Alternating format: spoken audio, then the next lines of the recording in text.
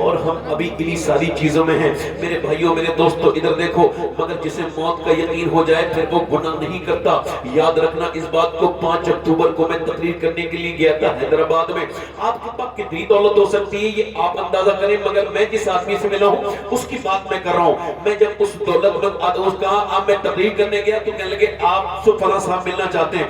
میں نے کہا بھائی میرے پاس وقت نہیں، کہنے لگے ان کی طبیعت خراب ہے وہ آ نہیں سکتے، اس وجہ سے آپ کو بلا رہے ہیں اور آپ کی تقریریں بہت سنتے ہیں۔ میں ان کے یہاں پہ چلا گیا، ان کا جو بنگلہ تھا اس آدمی کا، تقریباً اس کا بنگلہ میرے حساب سے جتنا میں نے اندازہ کیا 35 سے 40 کروڑ روپے کا ایک سفید بہترین بنگلہ، وہ بھی حیدرآباد سٹی میں، اور اس پہ مرسڈیز، بی ایم ڈبلیو، اس کے پاس جیگوار، جو بہترین گاڑیوں کے کلیکشن ہیں جو صرف لوگ جن کے خواب دیکھتے ہیں وہ گاڑیاں اس کے گھر میں کھڑی ہیں۔ میں اندر جا کے سلام کیا، اس نے وعلیکم السلام، میں نے اس سے بات چیت ہوئی، میں نے اس سے ہاتھ ملانا چاہا، اس نے ہاتھ پیچھے کھینچ لیا۔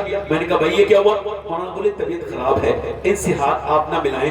میں نے دیکھا اس کے یہاں پر روئی لگی تھی، روئی یعنی روئی کاپوس اور کاٹن، تو میں نے پوچھا یہ کیا ہوا؟ کہنے لگے میں گٹکا کھاتا تھا، 25 سال لگاتار میں نے گٹکا کھایا، رمضان میں میرے منہ میں ایک دانہ نکلا، میں نے اسے اگنور کیا، دانہ اور درد کرنے لگا، میں نے اگنور کیا، 1-2 مہینے کے بعد زیادہ درد ہوا تو میں نے ڈاکٹر کو دکھایا، ڈاکٹر نے بایوپسی کروائی، اس کے بعد اس نے جو رپورٹ دی، اس کے بعد میرا سارا گھمنڈ، سارا غرور، سارا میرا جتنا بھی تھا سب ختم ہو گیا۔ سید صاحب اس رپورٹ میں لکھا تھا تم 2 مہینے تک ہو، یہ آخری اسٹیج کا کینسر ہے۔ کہتے ہیں وہ رپورٹ میرے ہاتھ میں آئی، آتے ہی میرے ہاتھ میں میری ساری امیدیں ختم ہو گئی، میں ڈپریشن میں چلا گیا۔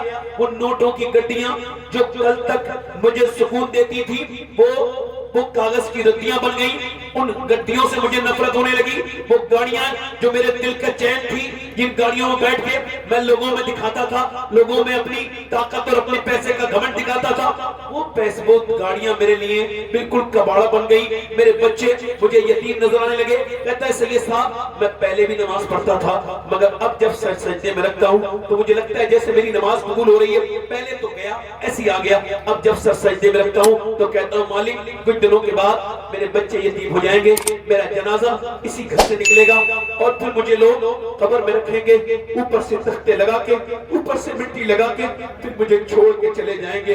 اے میرے کریم، اے میرے رحیم، میں جب قبر میں جاؤں تو چونکہ میں پاپی بہت بڑا ہوں، میں نے بڑے پاپ کیے، مالک مجھے معاف کر دینا، میری خطاؤں کو معاف کر دینا۔ کہتا ہے میں نے بغیر کینسر کی رپورٹ کے بھی نماز پڑھی تھی، مگر اب جو نماز پڑھتا ہوں ایسا لگتا ہے میرا رب مجھ سے راضی ہو گیا ہے۔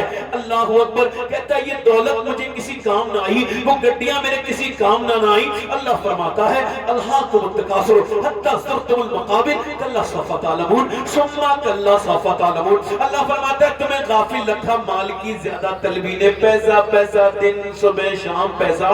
حضور فرماتے ہیں انسان کی اللہ تعالیٰ اگر آدمی انسان کے بچے کو، اگر انسان کو اللہ ایک جنگل بھر کے سونا دے دے تو وہ اس کو ایک دن میں ٹھکانے لگا کر پھر دوسرے دن دوسرا سونے کا ڈھیر ڈھونڈنے کے لیے نکلے گا۔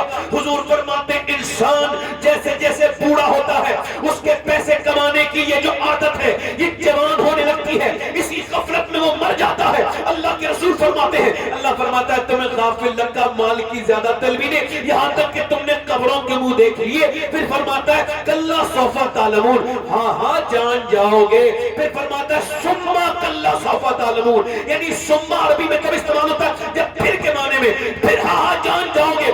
مولا علی سے پوچھا گیا اللہ نے 2 بار کہا جان جاؤ گے جان جاؤ گے، مطلب کیا ہے؟ فرمایا ایک بار قبر میں جانو گے، ایک بار حشر میں جانو گے۔ یہ جو تم نے پیسے کو سب کو سمجھ رکھا ہے، یہ جو تمہاری پیشانیاں اپنے رب کے حضور نہیں جھکتی، تم کیا سمجھتے ہو یہ پیسہ تمہارا ہو جائے گا؟ اے میرے بھائیوں، بڑی بڑے شہرت والے لوگوں کو ہم نے مرتے دیکھا اور مٹی میں ملتے دیکھا، نہ صرف مٹی میں ملتے دیکھا بلکہ ان کی کہانی کو ہم نے ختم ہوتے دیکھا، اور ایسے ختم ہوتے دیکھا کہ میں گاڑی چلا